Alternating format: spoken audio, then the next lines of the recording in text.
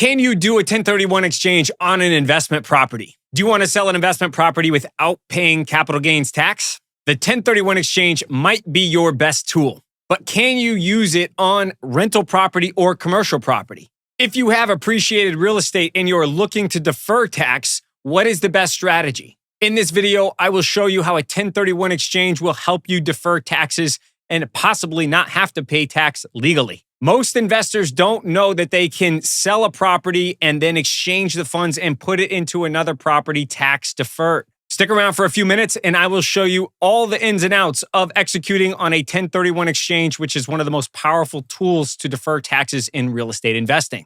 By the end of this video, you will know everything that you need to execute on a 1031 exchange. That way you can grow your wealth, compound it, deferring tax, and possibly not having to pay them. So what the heck is a 1031 exchange?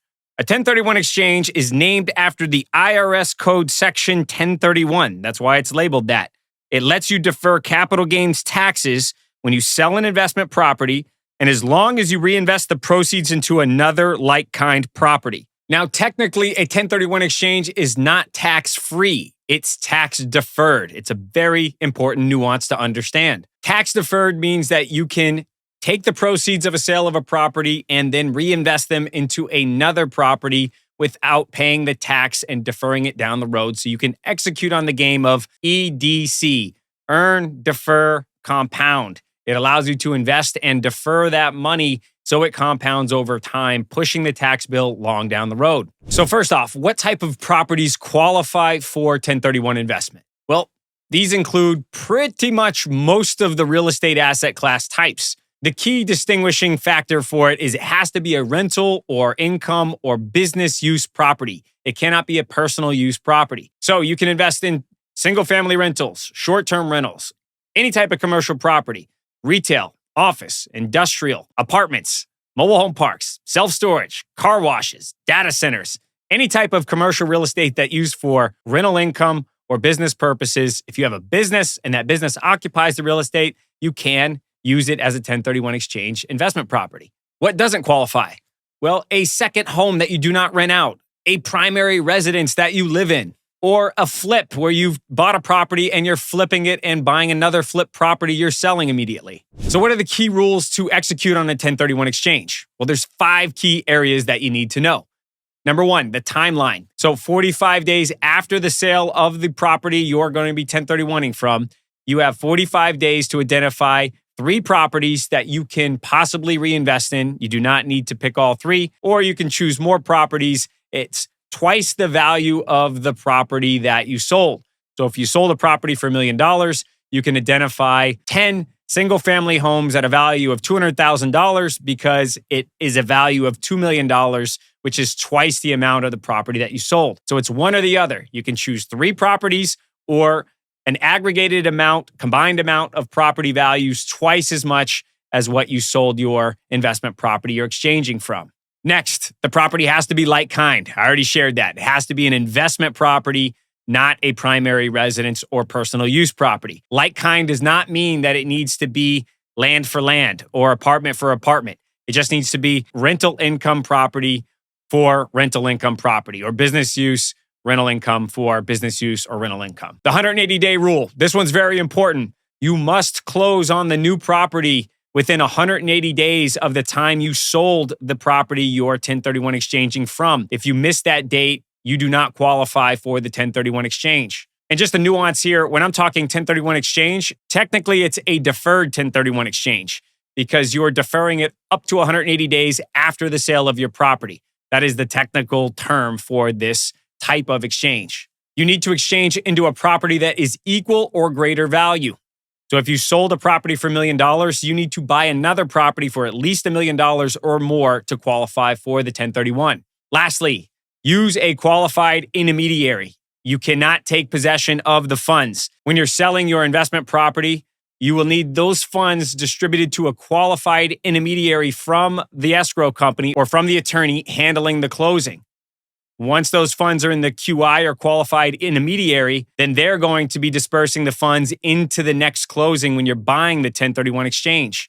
Watch the video in the comments below about how to choose the right QI or qualified intermediary and how you don't get burned if for some reason they take possessions of your funds and that company goes bankrupt. You want to make sure that your accounts are protected and you still own the funds, even though you don't have physical possession of them. So let me run you through a quick case study for a 1031 exchange. You bought a property 5 years ago for $500,000.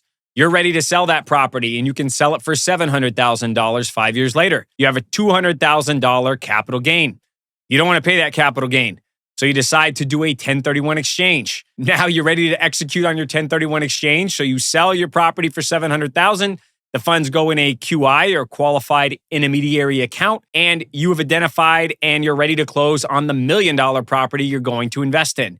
And remember, these are like-kind properties. So one rental property for another rental property. Now, by doing this, you've deferred paying the $200,000 capital gains tax, meaning that saved you 20% of what the federal long-term capital gains tax rate is. Plus, you've deferred the $300,000 of depreciation that you took on the initial property that you bought. Over that life of the 5 years, you depreciated $300,000 and you bonus depreciated it.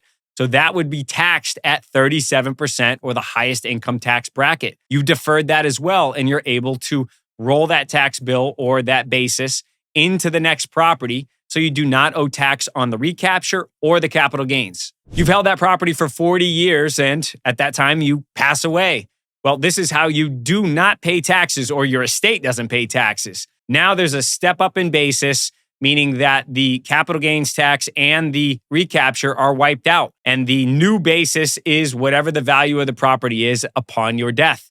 The trust then distributes the ownership to the heirs, and the heirs now can sell the property at the current market value of $4 million, and they do not pay tax. This is how you legally do not pay tax, but unfortunately, you have to pass away to do this. So what are the benefits of a 1031 exchange? Well, number one, defer capital gains and depreciation recapture.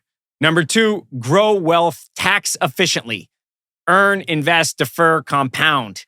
EIDC. This is how you increase the velocity of money. It helps you consolidate or diversify your portfolio. You're able to move into higher yielding or easier to manage assets. And after you've 1031 exchange even multiple times, your heirs get a step up in basis when you pass, and that eliminates all taxes. So at my company, Patriot Holdings, we have investment funds, and I get the question, can I 1031 exchange into an investment fund or a DST? Well, technically, you can't 1031 exchange out of a property into a partnership or into a fund. But you can 1031 exchange into a DST or a tenant in common property structure. These allow you to take those proceeds and invest them into these types of structures and qualify for the 1031 exchange. And there are techniques that allow for an investor to invest through a TIC structure or tenant in common, and then in turn, exchange those units into a fund, which I get into in another video. Check out in the comments and you can watch how do you 1031 exchange into a real estate fund. Now that you know the fundamentals of a 1031 exchange, check out my next video about the best rental property assets to 1031 exchange into, and then the complex structures of investing into a DST or a tenant in common structure. Thanks for watching.